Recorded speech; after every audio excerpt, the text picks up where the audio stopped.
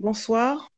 Donc, je suis très heureuse de partager ces quelques moments avec vous autour de mon roman, de mon dernier roman paru chez Présence africaine.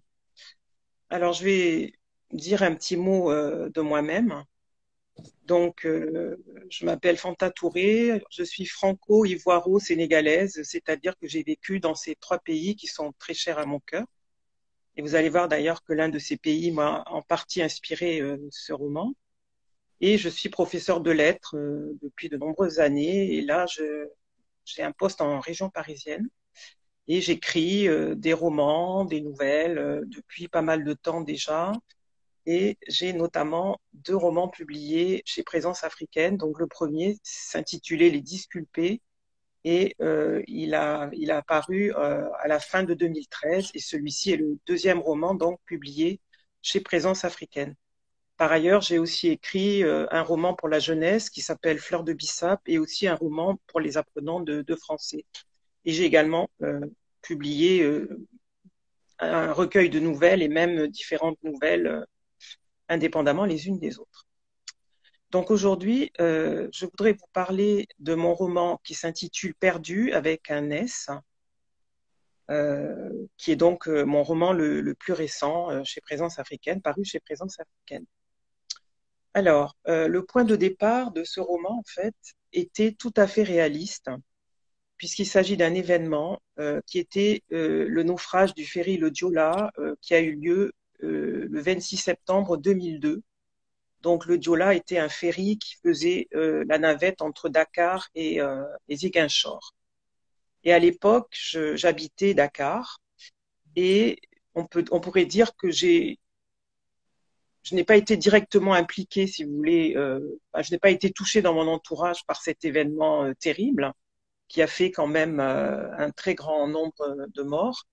Mais je l'ai vécu, cet événement, et je l'ai observé. Et en fait, j'ai vécu cela comme la découverte progressive d'un immense désastre. Et j'ai suivi aussi l'émotion, enfin j'ai partagé l'émotion des gens de tout un pays et aussi un deuil difficile à faire.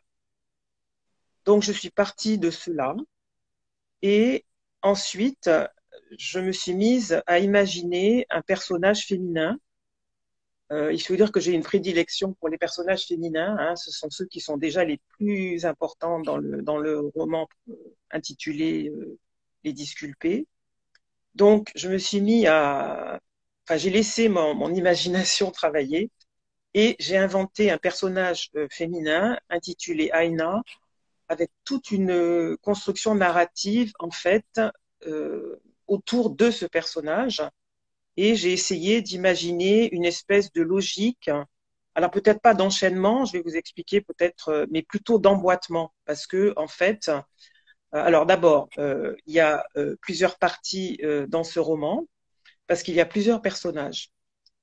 Alors, le premier qui prend la parole, en fait, ce n'est pas du tout celui que j'évoquais, à savoir le personnage Aina, qui est le personnage d'Aina, qui est central, mais c'est le personnage de Jonas, qui est son amant, et dont elle attend des jumeaux, si on peut dire, parce qu'en fait, lui ne veut pas entendre parler de cette grossesse. Ils ont déjà un certain âge tous les deux, ils ont beaucoup vécu, etc. Donc, le roman commence en fait par des notes de Jonas sur le naufrage. Donc, il est comme tous les gens, hein, tous les Sénégalais, tous les Dakarois de l'époque, petit à petit, il découvre ce qui s'est passé donc sur l'océan Atlantique dans la nuit du 26 septembre, et puis il va finir par comprendre en fait qu'il ne reverra jamais cette femme qu'il a beaucoup aimée. Donc, le livre commence par des notes de Jonas, et ensuite j'ai introduit ce que j'ai appelé des fragments d'Aina. Donc, pourquoi des fragments? Parce que en fait, cela rend compte de la structure discontinue dans le temps, et de cette figure féminine. Donc, Aina, en fait, à un moment donné, donc elle vivait à Dakar, mais elle n'habitait pas avec Jonas. Et puis, lorsqu'elle lui a annoncé cette grossesse qu'il rejette, en fait, elle a éprouvé le besoin de s'isoler et d'ailleurs aussi pour des raisons professionnelles, elle est allée en Casamance. Donc, ce qui nous donne le premier fragment que j'ai intitulé donc Journal de Casamance. Alors, si vous voulez, il y a un va-et-vient entre le point de vue de Jonas et le point de vue d'Aïna. Ensuite, on revient parce qu'on avance en fait dans la découverte du naufrage et de ses conséquences par Jonas. Et on arrive après le naufrage. Et en fait, après, une fois qu'il a été certain que qu'Aïna ne reviendrait plus, il a été en quelque sorte chargé par sa mère de mettre de l'ordre dans ses affaires. Et dans les affaires d'Aïna, en fait, il va découvrir des fragments d'écriture, en fait. Enfin, ou plus exactement, il va découvrir le début d'un roman policier qu'elle a commencé et puis et qu'elle n'a jamais terminé. Et puis, il va découvrir également un conte que j'ai intitulé, ou qu'elle a intitulé d'ailleurs, Conte moderne. Et le roman va se terminer par ses réflexions justement sur ces traces d'écriture qu'elle a laissées et qui vont lui survivre. Donc la parole, les derniers mots, si vous voulez, reviennent à Jonas, mais je considère que le cœur du roman, vraiment, c'est le personnage féminin d'Aïna, avec ses états d'âme. Donc, c'est quelqu'un qui a effectué un retour au Sénégal parce qu'en fait, c'est le pays de son père qu'elle n'a pas connu. C'est quelqu'un qui a des déboires professionnels parce qu'elle essaie de monter des structures d'accueil à l'enfance et ça se passe plus ou moins bien. Et puis c'est quelqu'un qui vit difficilement également cette relation sentimentale et cette nouvelle grossesse double avec cet homme qui au fond n'est pas vraiment son compagnon, hein, parce que chacun vit finalement d'une manière assez indépendante et lui il n'a aucune envie de se remettre dans une histoire familiale avec des enfants, etc. Donc, vous voyez, j'ai essayé de travailler une construction narrative en mêlant différents genres, en fait, littéraires. Alors, je peux citer le journal. On peut considérer que ce que j'ai appelé les notes de naufrage de Jonas, en fait, c'est un journal qui tient hein, sur les sentiments, petit à petit, ce qu'il va sentir émerger en lui, y compris la certitude, donc il ne reverra jamais cette femme. Et puis, donc le journal, vous avez aussi le journal de Casamance qui est tenu par Aïna, qui est très important et qui ressemble beaucoup finalement, enfin oui, c'est un journal, c'est comme un morceau d'autobiographie. Vous avez aussi, enfin nous avons aussi le polar. Et là, j'avoue que je me suis un petit peu amusée. Je vais peut-être vous expliquer ça tout à l'heure. Et puis, vous avez aussi le conte. Il y a un va-et-vient, en fait, entre tous ces genres. Et on pourrait dire finalement que c'est la parole de Jonas qui se referme sur tous ces différents genres. Mais en fait, si vous voulez, les thèmes, enfin, donc je suis partie de cette histoire de naufrage, ensuite je suis partie de ce personnage féminin, et puis il y a des thèmes qui ont émergé, qui se sont imposés à moi et qui se sont greffés au fur et à mesure dans les différentes parties du roman. Alors je cite quelques-uns de ces thèmes. Alors il y a le thème des enfants, il y a le thème de l'enfance. Et évidemment, il y a celui de la maternité qui est incarné par Aïna, mais aussi par une femme qu'elle rencontre en Casamance et qui s'appelle Albertine et dont elle va devenir l'amie. Il y a le thème des enfants soldats. Il y a aussi le thème de l'adoption, enfin entre guillemets, de grands guillemets, d'adoption internationale qui en fait ressemble presque à des rapes. Hein. Et là, je me suis inspirée d'un scandale qui a eu lieu il y a déjà quelques années. Dans le polar, ben, je me suis intéressée à la vie précaire de certains immigrés à Paris, aux problèmes de la dépigmentation de la peau. Enfin voilà. Donc à partir de là, je me suis interrogée et j'ai essayé de chercher enfin d'entremêler les registres et de créer des effets d'écho ou de correspondance entre les différentes parties du roman. Voilà, alors je vais peut-être commencer par vous lire le début, juste pour vous donner une petite idée. Donc, Jonas, note du naufrage, 30 novembre 2002. Je suis chez Aina. Depuis 3 jours, je suis revenu dans sa maison. Je feuillette ses livres, je bois mon café dans ses tasses, je froisse les draps de son lit et je respire son parfum dans les replis de l'oreiller. Il me semble ne jamais avoir été aussi proche d'elle que depuis que je me retrouve seule. J'ai vraiment l'impression qu'elle va revenir.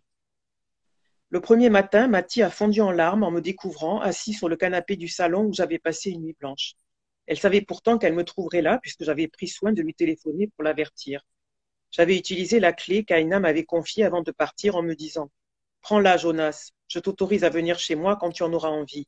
Mathie est au courant, elle s'occupera de tout comme si j'étais là et elle ne te gênera pas. J'aime bien l'idée que tu vas occuper ma maison en mon absence alors que nous n'avons jamais réussi à vivre ensemble. Peut-être bien que tout est fini entre nous. Si c'est le cas, je ne tente pas de te retenir. C'est un cadeau d'adieu que je t'offre. Je dois dire qu'au début, je n'ai pas abusé de ce droit car j'avais peur de me sentir obligée d'obéir à une injonction pressante. Sers-toi de mes affaires, fais comme chez toi, découvre-moi. Je suis venue dormir 1 fois, 2 fois, puis c'est devenu une habitude. La maison exerçait un charme sur moi. C'était Aina, c'était nous deux, mais dans une relation débarrassée de toute agressivité, provisoirement apaisée. Plus de voix angoissées au téléphone, plus d'échéances, plus de mise en demeure. Donc, il est chez elle, elle lui a laissé ses clés pendant son séjour à elle à Ziguinchor. En fait, pour elle, Ziguinchor, c'est une manière d'échapper à ce conflit qui les oppose autour de sa grossesse. Et donc, c'est en particulier depuis cet appartement qu'il décrit comme très beau, hein, qu'il va en fait vivre justement, enfin, pas à pas, hein, qu'il va vivre cette découverte progressive de tout ce que, enfin, d'abord du naufrage lui-même, parce qu'au début, en fait, personne n'y croit vraiment. Donc, il va se rendre au port, etc. Et puis, petit à petit, ben, il va comprendre qu'elle est morte hein, dans ce naufrage. Et d'ailleurs, il va assister à une cérémonie religieuse en l'honneur des victimes dans une église, etc. Voilà. Donc ça, c'est donc le début. Alors, ensuite, il y a l'histoire d'Aina elle-même, donc toute la partie qui se déroule en Casamance, en fait, qui est assez longue. Et donc là, finalement, elle va prendre la décision de garder ses enfants, hein, de les mettre au monde, hein, quel que soit le prix qu'elle aura à payer. Hein. Et elle va se lier d'amitié également avec cette femme veuve dont j'ai déjà parlé, hein, qui, en particulier, elle va se lier avec le petit garçon hein, qu'elle a sauvé des roues dangereuses d'un taxi. Et d'ailleurs, Albertine et son enfant vont prendre place dans la même cabine qu'elle pour revenir donc à Dakar, ce qui fait que tout le monde va périr noyé donc dans le naufrage du Joola. Donc c'est comme une espèce de parenthèse un peu apaisée dans sa vie, hein, ce qui lui arrive dans cette Casamance, qui porte d'ailleurs des traces hein, du conflit autour de l'indépendance, etc. Et alors j'ai choisi de vous lire également la page qui précède justement l'embarquement. Donc elle est dans la famille d'Albertine. Elles sont entre femmes, elles viennent de manger ensemble, de dîner ensemble. Et elles évoquent justement ce voyage qui était vraiment très important hein, pour ces femmes de Casamance qui faisaient le va-et-vient pour venir écouler des produits de cette région lointaine au Sénégal. Il y avait d'ailleurs tout un marché. Hein. Donc là aussi, on est un petit peu dans le réalisme, mais en même temps, j'ai essayé d'ouvrir vers autre chose. Hein. Comme vous allez voir, donc je vous lis donc ce passage. Donc là-dessus, les femmes présentes ont chacune raconté des souvenirs de voyage à bord du bateau, des fêtes dans la nuit, des bavardages dans les coursives encombrées, toute une ambiance d'excitation et d'attente qui au fond leur plaisait bien, et derrière laquelle je sentais aussi le désir de s'étourdir pour oublier l'immensité liquide à laquelle elles confiaient leur vie le temps d'un voyage. Quelques-unes ont dit « J'ai peur du bateau ». Je les ai amusées en tentant de leur expliquer ma fascination pour l'eau en général et la mer en particulier. Pour elles, c'était une bizarrerie de plus. Aller se promener sur l'eau ou se baigner, non merci. Il y avait tout de même des distractions plus intéressantes. Il faisait nuit noire lorsque Fifi et l'un de ses oncles m'ont accompagnés jusqu'à une rue plus fréquentée où trouver un taxi. Les rues de Ziguinchor ne sont plus sûres, tu ne dois pas t'y promener seul le soir, a décrété Albertine. Sans doute a-t-elle raison, mais je n'ai pas peur. Au moment où je pense cela, une silhouette se détache d'un mur. Un homme dépenaillé, vraisemblablement saoul, s'avance vers moi en proférant des propos confus. Son t-shirt trop grand pour lui et sa démarche titubante lui donnent l'allure d'un pantin. Meïssa s'interpose entre lui et moi et lui glisse quelques mots. Fifi, prise de peur, s'agrippe à ma main. Il ne semble pas vraiment agressif, plutôt curieux de m'approcher. Suis-je donc exotique, même en pleine nuit, mal éclairée et accompagnée de gens du pays? Non, ce n'est pas cela. L'inconnu repousse le bras de Meïssa qui nous sépare et approche son visage du mien à le toucher. Je sens son haleine sur mes joues. Je découvre l'éclat fiévreux de son regard. Il transpire. Sa peau est luisante, comme cuivrée, sous la lumière diffusée par l'unique lampadaire. Il me dévisage longuement, tandis que j'esquisse un sourire pour ne pas paraître effrayée. D'ailleurs, je ne suis pas effrayée, intriguée plutôt. On dirait qu'il cherche une trace de quelque chose sur mes traits, ou qu'il me reconnaît. Il paraît sur le point de dire quelque chose. Va-t-il me saluer, me demander de l'argent, m'insulter peut-être? Je m'attends à tout.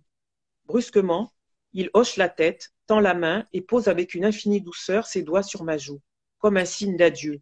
Puis il se détourne, s'éloigne à grands pas tout à coup assuré et la pénombre de la rue Laval. Je croirais avoir rêvé si Meïssa n'avait pas été aussi interloquée que moi, et si Fifi ne s'était pas blottie craintivement dans mes jupes. Drôle de rencontre vraiment qui ne signifie rien. Alors pourquoi me bouleverse-t-elle à ce point? J'y pense encore au fond de mon lit. Je n'arrive pas à trouver le sommeil. J'ai cru voir un fantôme. Donc c'est comme si cet homme inconnu, alors que son séjour en Casamance, sauf pour ce qui est de sa recherche professionnelle, hein, se passe bien, c'est comme si cet homme lui adressait un signe annonciateur en fait de ce qui lui attend, de ce qu'il attend, pardon, c'est-à-dire de la mort en fait, hein, qui l'attend sur l'eau. Oui, j'ai oublié de vous dire qu'il y a toute une problématique du métissage autour donc du personnage d'Aïna. C'est pour ça qu'elle parle d'exotisme et elle a tendance à se sentir toujours en décalage avec les autres, en fait étrangères, partout où elle se trouve. Et c'est le cas aussi du personnage féminin, de l'un des personnages féminins qui se trouve dans le début de romans policiers et qui s'appelle Viroflée, qui est d'origine d'ailleurs antillaise. Donc voilà, vous voyez, à partir de finalement d'une narration réaliste, j'ai essayé d'ouvrir des pistes vers un imaginaire avec, par exemple, des passages oniriques. Alors il va y avoir aussi évidemment le conte dont je vous ai déjà parlé. Bon. Mais encore une fois, alors je vous ai parlé également de l'importance de certains thèmes et parmi lesquels il y a le thème de l'eau. Hein. L'eau, elle court dans tout le roman en fait. Bah, évidemment, c'est l'océan Atlantique dans lequel a sombré le Diola. C'est aussi c'est toujours ce même océan qui baigne la ville de Saint-Louis où Aïna va retrouver ses origines. Bon, c'est un petit peu la scène, mais elle est plutôt en arrière-plan hein, dans la partie du faux polar en fait, hein, qui se passe entre Paris et Dakar. Et puis l'eau va jouer également une grande importance parce que c'est en fait un obstacle à franchir. L'eau va jouer une grande importance donc dans le conte moderne, dont la petite héroïne s'appelle le Suavis. Qu'est-ce que je voulais dire encore oui, alors je pourrais peut-être vous lire. Alors oui, c'est ce que je vous disais tout à l'heure. Dans le polar, ça m'a amusé de l'écrire. J'ai voulu, à vrai dire, un peu laisser le spectateur sur sa faim. C'est pour employer un mot un peu savant, un passage assez déceptif parce qu'en fait, Aina n'a pas eu le temps de terminer ce roman. Et donc, en fait, le, le lecteur ne saura jamais qui assassine ces femmes qui ont tout en commun, en fait, d'avoir utilisé une pommade dépigmentante. Hein, et il y a un rapport évident entre cette pommade dépigmentante et leur mort. Mais l'énigme reste entière, puisqu'en fait, Aina n'a pas eu le temps de terminer ce roman qui va se retrouver entre les mains donc de Jonas après sa mort. À un moment donné, d'ailleurs, il caresse peut-être le projet de le terminer, mais finalement, il va peut-être y renoncer. Et donc, alors, dans ce polar, d'abord, on retrouve un thème qui court également dans le roman, c'est le thème de l'amour. Hein, alors, je n'oserais pas paraphraser Aragon, hein, il n'y a pas d'amour heureux, mais enfin, l'amour entre Jonas et Aina ne suffit pas, en fait, à leur faire partager un produit de vie commun, puisque lui s'y refuse. Et puis, il y a également une histoire d'amour entre un policier que j'ai appelé Sis et une jeune femme. Donc, ça se passe à Dakar, hein, dans le quartier de la Gueule Tapée. Alors, j'ai essayé dans ce polar, parfois, d'essayer d'introduire de l'humour, justement pour alléger un peu cette tension qui est, et peut-être cette tristesse hein, qui est liée justement à l'histoire du Diola. Alors j'ai choisi de vous lire un passage donc de ce roman policier. Ça se passe donc à Ragda, tout le monde aura reconnu hein, l'anagramme. Donc en fait, Sis, l'inspecteur, il va interroger le frère d'une jeune prostituée qu'on a retrouvée morte donc dans une chambre misérable avec le tube de produits dépigmentants à côté d'elle. L'inspecteur Sis observait avec très peu de sympathie le grand gaillard vautré en face de lui dans son siège. Grand Hal portait une tignasse rasta raccourcie et un sweat à l'effigie de Malcolm X. Il offrait une vague ressemblance, cultivée sans doute, avec Spike Lee. Un anachronisme de plus dans une cacophonie identitaire. Ce qui agaçait l'inspecteur, c'est qu'il n'avait manifesté aucune émotion à l'annonce de la mort de sa sœur. Il avait donné quelques renseignements sur la défunte. Ils étaient de même père, mais pas de même mère, et elle était de 3 ans son aînée, avait-il précisé. Elle se nommait Fatou Kiné-Dio, avait 32 ans, était native de Diabel, qu'elle avait quitté depuis 5 ans pour s'établir dans la capitale comme bonne à tout faire. L'éternelle et pitoyable histoire, des places aléatoires, des salaires de misère, et pour finir, les bars et la corniche pour gagner son rythme. Il savait donc que la prostitution assurait les revenus de sa sœur? Évidemment qu'il le savait. Et qu'est-ce qu'il en pensait? Il était contre, parce qu'il avait des principes moraux, qui lui venaient d'ailleurs de leur père commun. Grand Dieu, celui-ci devait se retourner dans sa tombe. Tes principes ne t'empêchaient pas de prélever ta part, mon bonhomme, pensa Sis. L'escogriffe avait tout de même demandé de quoi elle était morte. Sis était resté dans le vague. Un organisme fragilisé qui avait lâché. Pour quelle raison, qui sait? Peut-être couvait-elle une maladie. Avait-elle un souteneur? Vous savez, beaucoup de filles travaillent en indépendante. Fatou envoyait une partie de son argent aux parents à Diabel et elle payait aussi les études de sa fille en 3e secondaire chez les sœurs. Et à vous, elle donnait quelque chose? Il n'avait pas pu y tenir. La question lui brûlait les lèvres. Eh ben, de temps en temps, quand j'étais vraiment dans la dèche, je lui rendais des petits services. Ah oui, lesquels? Son courrier, puisqu'elle ne savait ni lire ni écrire, ses transactions avec les flics lorsqu'elle se faisait coffrer. Je fais la même chose pour sa copine et pour d'autres. Donc, il va continuer cet interrogatoire. Il est de plus en plus agacé. Alors, je parlais de cacophonie identitaire. Par exemple, voici ce que lui dit ce jeune homme, hein, qui n'est plus si jeune d'ailleurs.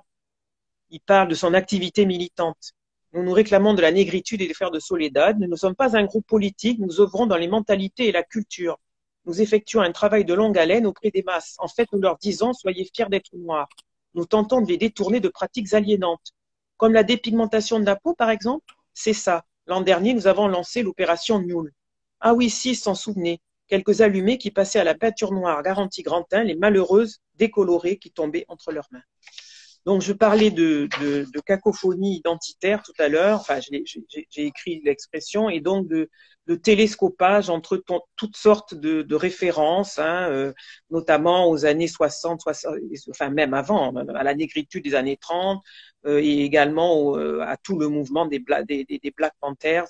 Donc, ça donne un peu une salade dans la tête de cet homme qui est finalement dépendant de sa sœur, enfin, qui était est complètement perdu. Voilà, donc j'ai essayé de travailler cet aspect discontinu. J'ai expliqué qu'il y avait plusieurs narrations, mais en même temps, il y a des points, il y a des effets d'écho, il y a des réminiscences, il y a des thèmes qui reviennent tout le temps, hein, d'un récit à l'autre.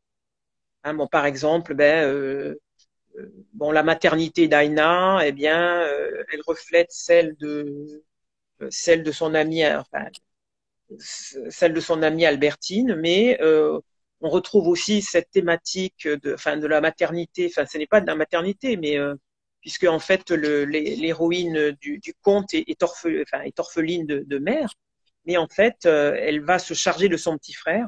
Elle va lui servir de mère de substitution et elle va le protéger. Elle va fuir d'ailleurs avec lui hein, le danger qui les guette d'une adoption finalement forcée qui les séparerait l'un de l'autre. Donc il y a aussi le thème de la famille possible ou impossible à construire d'ailleurs. Et on voit que Jonas, il a déjà été marié, il a d'autres enfants, et il est incapable de fonder une nouvelle famille avec cette femme dont pourtant il est amoureux. Euh, dans euh, dans le roman policier, on voit également cette femme qui s'appelle Goody, qui est très libre et qui ne veut absolument pas s'engager dans une relation avec un homme qui d'ailleurs n'ose pas lui demander un quelconque engagement. Donc c'est assez compliqué. C'est vraiment le règne du non-dit et des malentendus. Et puis dans le conte moderne, enfin c'est ainsi que je l'ai intitulé, en fait on a une famille que la petite Suavis va se recomposer en fait. Donc elle n'a plus sa mère, elle pense que son père est mort, elle a fui avec son petit frère, mais elle va se retrouver des grands-mères, en quelque sorte de substitution, et elle va aussi finalement à la fin fonder une nouvelle famille avec un ancien enfant soldat et avec une jeune femme qui met au monde un bébé à la fin, hein, ce bébé représentant d'ailleurs l'espoir, hein, parce que je n'ai pas voulu. Enfin, évidemment, le livre se termine sur l'image de Jonas qui est seul, qui a compulsé les écrits d'Aina, il ne sait pas trop ce qu'il va en faire, et il est profondément malheureux. En revanche, le conte moderne se termine bien puisque les enfants, enfin Suavis et son petit frère, ils ont réussi à échapper à de très nombreux dangers et finalement ils retrouvent le père qu'ils avaient perdu au début du conte. Voilà. Alors je pourrais quand même tenter d'expliquer le titre du, du roman. Donc perdu. Alors qu'est-ce qui est perdu? Qui est perdu? Alors la réponse la plus évidente, c'est que les premiers perdus, si j'ose dire, ce sont Aina et ses enfants, les jumeaux qu'elle porte hein, et qui vont mourir avec elle, qu'elle ne mettra jamais au monde. Donc ils sont perdus pour Jonas. Puis ils sont perdus aussi pour leurs autres êtres chers qui sont évoqués, puisqu'elle a un fils d'un premier mariage, elle a une mère, etc. Euh, Ce sont aussi des êtres perdus dans leur vie, tous autant qu'ils sont. Donc Jonas, qui ne sait pas trop s'il va partir en Inde pour occuper un poste, s'il va définitivement se consacrer à une activité de photographe. Bon, j'ai déjà parlé des déboires d'Aina qui essaie de monter des ONG avec plus ou moins de succès. Les enfants, ils vivent une errance vraiment, hein, qui les fait marcher très très longtemps avant de retrouver leur père. Euh, les, les deux inspecteurs également, que ça soit Sis ou Giroflée, dont je n'ai pas encore parlé, qui est donc l'inspectrice qui travaille à Paris, sur le même type de meurtre d'ailleurs que Sis, ils sont aussi perdus dans leur vie. Hein, ils se cherchent et ils sont malheureux. Donc on pourrait dire qu'ils sont, oui, que vraiment, j'ai une prédilection peut-être pour les personnages égarés qui cherchent leur voie. Certains la trouvent plus ou moins et d'autres plutôt moins que plus d'ailleurs. Et puis aussi, ce qui est perdu, peut-être, hein, ce sont les mots d'Aïna, puisque en fait, on assiste en quelque sorte à ses débuts dans l'écriture. Elle a engagé un processus d'écriture, mais le seul écrit qu'elle achèvera en fait, c'est le conte dont j'ai déjà parlé. Donc, pour le reste, ces mots vont rester inachevés, à l'image donc de ce roman policier. Peut-être l'aurait-elle terminé si elle avait eu le temps. En tous les cas, il va rester de cette manière-là. Donc, ces mots, ils sont perdus finalement puisqu'elle meurt. On ne saura pas la suite qu'elle a voulu leur donner, mais en même temps, ils sont retrouvés par Jonas, même si il ne sait pas trop, il s'interroge hein, à la fin du roman, et il ne sait pas trop ce qu'il va en faire. Je vous lis juste, donc en fait, il, il se fait aider d'un ami hein, qui avait fait la connaissance d'ailleurs d'Aïna en Casamance hein, pour relire hein, le polar qui s'appelle Noir Neige avec son héroïne Girouflée et puis aussi Six. Alors donc évidemment il réfléchit hein, à propos de tout cela. Alors par exemple, hein, quant à l'intrigue policière, André affirme que l'aventure américaine du père d'Aïna a vraisemblablement inspiré le passage sur le Black is Beautiful et établi un lien avec la lutte pour les droits civiques aux États-Unis. Peut-être bien, cette lutte est mentionnée en passant, mais je sais qu'il était pénible pour Aïna de se rappeler le départ de son père pour l'Amérique qu'elle a vécu comme un abandon.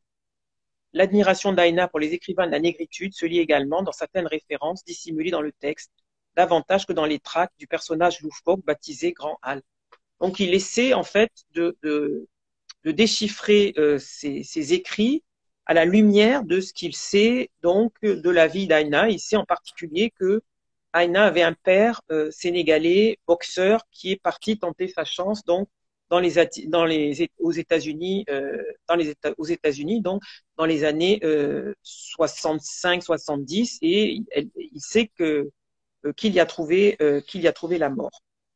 Alors ensuite, il s'interroge. Alors pourquoi est-ce qu'elle a parlé du blanchiment de la peau? Pourquoi est-ce qu'elle a entrepris d'écrire un polar? Il sait que notamment, elle avait une passion pour les polars de Mankel notamment, hein, qui a vécu lui-même au Mozambique. Il va s'entretenir avec sa sœur. Hein, alors avec son frère, pardon, parce que Aïna a un frère, hein, plus exactement un demi-frère auquel elle était très attachée. Donc je vous lis juste donc à la fin donc il s'interroge qu'est-ce que je vais faire de tous ces mots perdus et retrouvés. J'ai appelé Aldo pour lui parler de l'œuvre ébauchée de sa sœur. Il n'en a pas été surpris. J'étais au courant. Je sais qu'elle aurait voulu terminer quelque chose et être publiée, mais elle était trop peu sûre d'elle et trop perfectionniste. Elle passait son temps à se relire, à se corriger, à supprimer des passages. Elle affirmait manquer de souffle. Et ses préférences allaient à des écrits courts ou à des genres considérés comme mineurs. La vie ne lui a pas laissé le temps de devenir un écrivain. Elle ne m'a jamais rien montré. Pouvez-vous m'envoyer quelques pages? Je lui ai envoyé l'histoire de Suavis, etc. Alors, je vous lis juste donc les dernières réflexions, enfin, les réflexions de Jonas qui ferment le roman. Je ne crois pas que j'achèverai le roman policier. Je ne sais pas si je tenterai d'expliquer à la famille d'Aïna mon attitude envers elle. Donc le fait qu'en fait il est rejeté, hein, enfin en tout cas dans un premier temps, est-ce qu'il aurait changé d'avis d'ailleurs? Ben, là aussi, c'est au lecteur de se le demander et de choisir la réponse qu'il préfère. Mais je sais que j'ai retrouvé un peu d'elle dans ces pages. Peut-être un jour parviendrai-je à surmonter ma douleur et mes remords. Ces pages ne me la rendront pas. Elles ne me les rendront pas. Est-ce que ces fragments d'Aïna peuvent me consoler et m'aider un peu à vivre? Je ne sais pas. Le deuil, c'est un peu comme une vague qui va et vient, avec des pics de souffrance puis des creux, comme un reflux qui permet de reprendre quelque force. On vit au jour le jour, et il ne s'agit pas de guérir, mais de s'en relever. C'est bien ce que signifie la formule traditionnelle que l'on me répète, relève-toi. J'espère y parvenir un jour. Voilà, donc j'ai essayé de vous donner une idée un peu précise de ce roman, avec tout un jeu de points de vue différents, un jeu de genre narratif, un jeu de registres différents, étant entendu que tout de même, alors il y a aussi une problématique qui émerge, c'est celle de la vie et de la mort. Hein. J'ai essayé de montrer que les deux étaient indissolublement liés au travers du personnage d'Aina et des personnages qui gravitent autour d'elle. Voilà. Donc, ben, je pourrais vous dire un mot peut-être sur mon rapport à l'écriture. Donc, bon, contrairement à mon héroïne, quand même, j'ai plusieurs livres publiés. Maintenant, le perfectionnisme, relire, se corriger, supprimer des passages, etc., ça, c'est quelque chose que je fais beaucoup. Donc, j'ai une pratique de l'écriture conjointe avec l'enseignement. C'est plutôt d'ailleurs une pratique nocturne.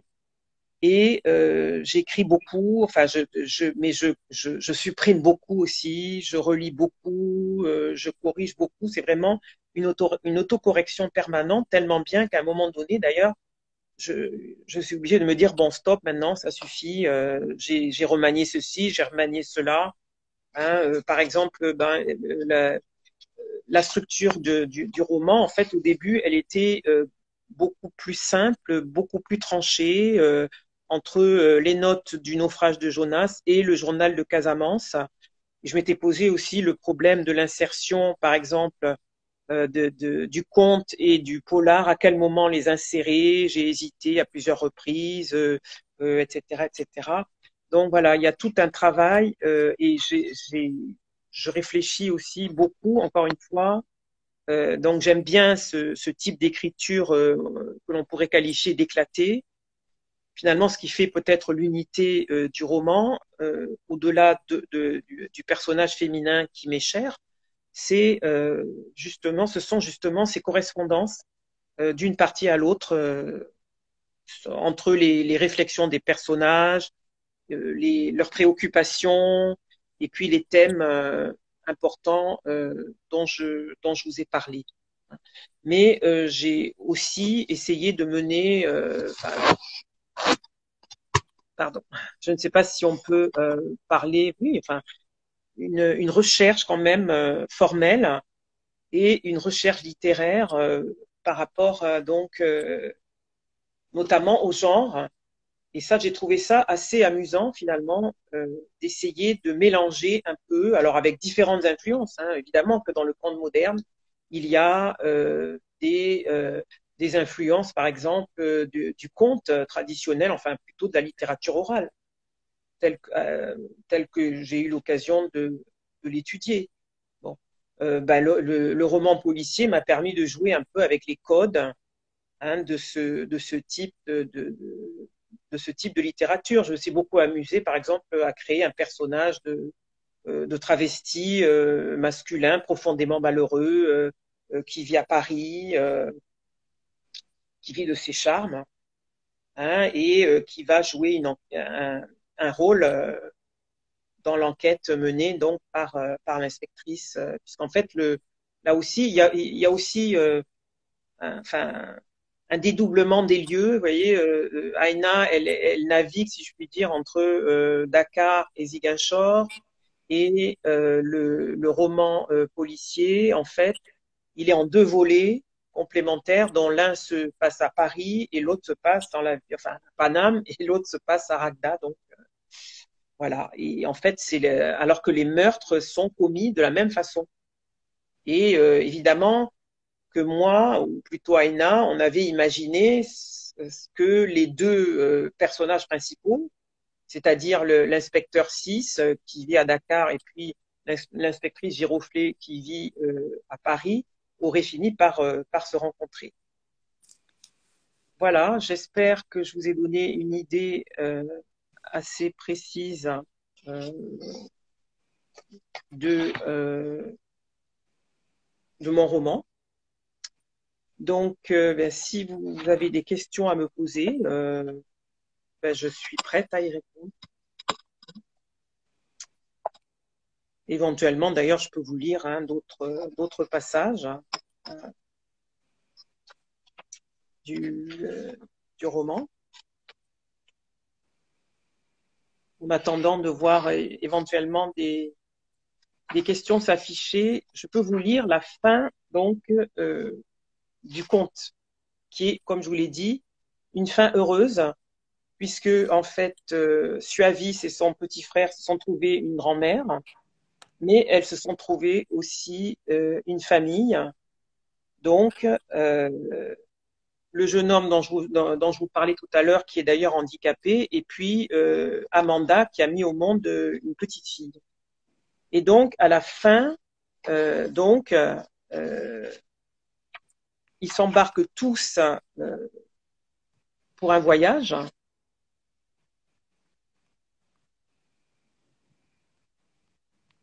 Pour aller vers ce qu'ils appellent l'autre bord. Alors, je vous lis juste quelques pages. Alors d'abord, la grand-mère, d'ailleurs, va l'emmener en reconnaissance, hein, pour lui montrer le chemin qu'elles doivent prendre. Hein. Donc, je lis juste ce passage. Hein.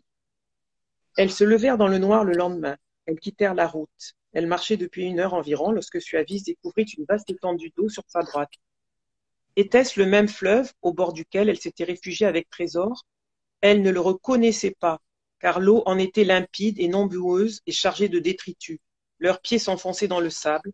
La vieille semait des cailloux noirs assez gros tout le long de leur chemin. Avant de continuer ma lecture, donc, je tiens à vous dire, j'avais complètement oublié que si vous voulez poser des questions, il faut aller dans le point d'interrogation qui se trouve en bas de la page. Donc, je continue ma lecture. Elle ne le reconnaissait pas, car l'eau en était limpide et non boueuse et chargée de détritus. Leurs pieds s'enfonçaient dans le sable. La vieille semait des cailloux noirs assez gros tout le long de leur chemin. De temps en temps, elle indiquait une particularité du paysage à la petite fille. Un arbre tout tordu par le vent, la carcasse desséchée et blanchie par le sel d'un animal, un cercle bleu qui avait dû être un bidon ou une bassine en d'autres temps, une petite cabane de branchage qui devait servir d'abri aux chasseurs. Je saute un petit peu. Autour d'elle, la terre se rétrécissait et il n'y avait absolument personne. Une rumeur remplissait l'air et Suavis ne savait pas quand elle avait commencé à l'entendre. C'était comme si elle avait toujours été là. Elle se rapprochait de la mer que la petite fille n'avait jamais vue. On se serait cru au commencement du monde. S'il n'y avait eu tout le long de l'eau un feston de sacs en plastique et d'ordures de toutes sortes pour rappeler l'existence des hommes. Tout à coup, le fleuve se ramifia en une multitude de ruisseaux avec çà et là de grandes mares auxquelles buvaient des pélicans. Et donc, la grand-mère lui explique, autrefois, il y avait une seule embouchure, mais les hommes ont eu la très mauvaise idée d'essayer de l'agrandir pour faciliter le passage de gros bateaux, et la terre s'est effritée sous les coups de boutoir des vagues. À présent, le passage est difficilement praticable. Et ce que tu vois là-bas au fond, c'est le pays de l'autre bord, celui que tout le monde s'efforce d'atteindre. Mais où est le mur? Parce que depuis le début, en fait, on lui parle à cette petite fille d'un mur à franchir. Il est à tes pieds. C'est un mur horizontal, une étendue presque infranchissable de sable mouvant et de marécages. Ceux qui s'y aventurent s'y perdent le plus souvent. C'est la bêtise des hommes qui en a fait un mur, car il leur paraît plus facile de franchir un obstacle inventé par eux qu'un obstacle naturel. Tu vois, la nature a repris ses droits. Ce mur imaginaire empêche les hommes de sombrer dans le désespoir. Il représente un but à atteindre. Ils ne peuvent pas comprendre que cette embouchure, c'est précisément l'obstacle qu'ils veulent franchir avec leurs cordes et leurs échelles. S'ils parviennent jusqu'ici, ce qui est rare, soit ils se perdent dans les sables mouvants, soit ils rebroussent chemin. Grand-mère, on ne peut pas fuir la guerre alors? On ne peut pas atteindre notre bord? Si quelques privilégiés le peuvent, tu en fais partie avec Darius, son nom, Amanda et son bébé. Et donc, ils vont finir donc par rejoindre cet autre bord mythique dont on parle depuis le début. Donc, tout se passa comme annoncé. Le surlendemain, chargé de quelques provisions, ils refirent le même chemin. De l'autre côté de la dune, un jeune garçon au visage dissimulé par la capuche de son sweatshirt les attendait. Ils serpentèrent entre les bouts de fleuve, prirent plusieurs fois une barque pour franchir des passages où une eau profonde bouillonnait. Son nom avait installé Trésor sur ses épaules et Suavis et Amanda se relayaient pour porter sur leur poitrine le bébé trop petit pour être mis au dos. Le trajet fut long et il y avait quelque chose d'irréel, un moment suspendu entre le ciel et l'eau, rien que au monde. À un moment donné, alors qu'ils avaient l'impression d'avoir tourné en rond et que rien n'indiquait dans le paysage qu'ils étaient parvenus de l'autre côté, Le garçon à la capuche qui marchait devant s'arrêta et leur dit: Vous y êtes, regardez, quelqu'un vous attend. Suavis regarda dans la direction qu'il lui montrait du doigt et distingua, dans la brume légère du crépuscule, une silhouette masculine familière. L'homme marchait dans leur direction, il semblait voler sur l'eau. Arrivé près d'eux, il tendit les bras pour les enserrer tous dans la même étreinte, il souriait, et la petite fille reconnut leur père.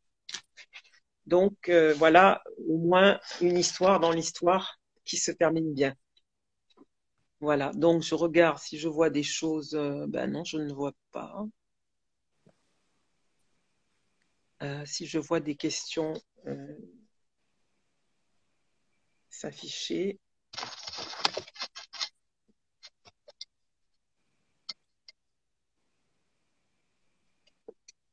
Qu'est-ce que je pourrais ajouter? Voilà, j'ai essayé en fait d'élaborer une continuité dans la discontinuité narrative. Une continuité due au thème dont je parlais tout à l'heure. J'ai utilisé aussi un certain nombre de croyances, de mythes. Hein, par exemple, à un moment donné, il est question de Saint-Louis avec une femme qui est en proie à une maladie mentale, mais dont toute sa famille pense qu'elle est en fait captive d'un génie qui vient réclamer son dû. Et c'est ainsi qu'elle va trouver la mort. Donc, bien écoutez, je pense qu'il n'y a pas apparemment de questions. Donc voilà, c'est un roman que j'ai assez longuement mûri, hein, je dois dire. J'ai remanié d'ailleurs toute une, enfin la partie conte intitulée Conte moderne correspond en fait à une partie que j'ai remaniée hein, après quelques années. Voilà, parce que voilà, ça me prend quand même un temps de maturation assez important. Et puis j'aime bien revenir en fait sur ce que j'ai écrit, changer ceci, modifier cela. Mais en tous les cas, ce personnage de femme là, hein, qui est prise entre sa peur de l'avenir et finalement son désir de maternité, il s'est imposé à moi dès le début et parce qu'en fait j'ai été voilà, pour moi il y a un lien entre la maternité, l'eau, voyez, et puis la mort, hein, puisque finalement cette future mère va finir qui est cette femme porteuse de vie, va finir donc par rencontrer la mort, comme d'ailleurs beaucoup de très nombreuses femmes hein, qui avaient embarqué avec elle sur ce bateau. Alors, je regarde, je vois des remerciements. C'est très gentil à vous, mais en tout cas, moi, je tiens à remercier Présence africaine parce que je trouve que c'est très intéressant de parvenir à partager, même virtuellement, avec des personnes et d'éventuels lecteurs. J'espère vous avoir donné l'envie ou la curiosité de découvrir mon roman. Voilà. Écoutez,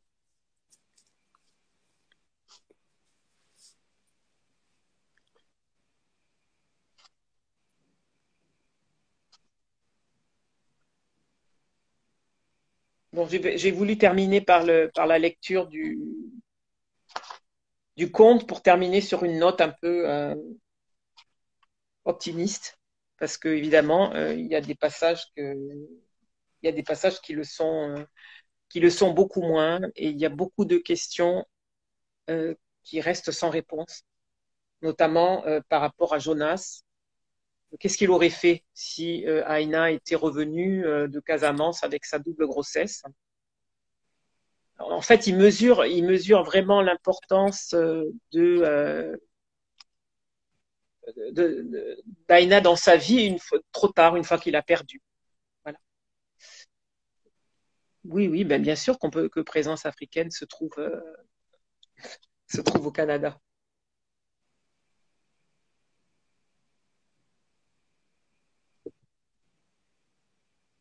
Voilà, ben écoutez,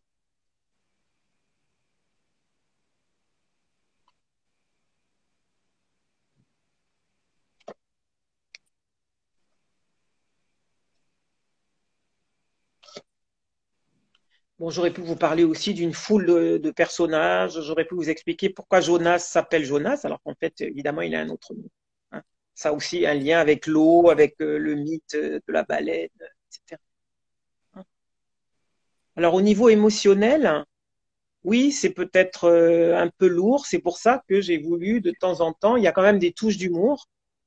Hein. J'aurais pu aussi choisir des pages un peu comiques. Hein. Hein. Mais bah, effectivement, oui, il y a beaucoup d'émotions. Enfin, vraiment, je peux difficilement dire le contraire. Hein, il y en avait aussi beaucoup d'ailleurs enfin, je pense dans mon roman précédent. Bah, justement, le conte, je pense, il peut aider, il peut rendre les choses un peu plus légères. Hein, c'est pour cela que c'est ainsi que je l'ai conçu, en tous les cas. Il y a aussi pas mal de choses un petit peu légères dans le polar. Et puis, il y a aussi des choses drôles. Hein. Par exemple, quand Aina se rend sur une île de Ziguinchor, enfin sur une île au large de Ziguinchor, et qu'elle se fait courtiser par une espèce comment on pourrait l'appeler, de bellâtre, qu'elle est obligée de remettre à sa place. Donc voilà, il n'y a pas que des choses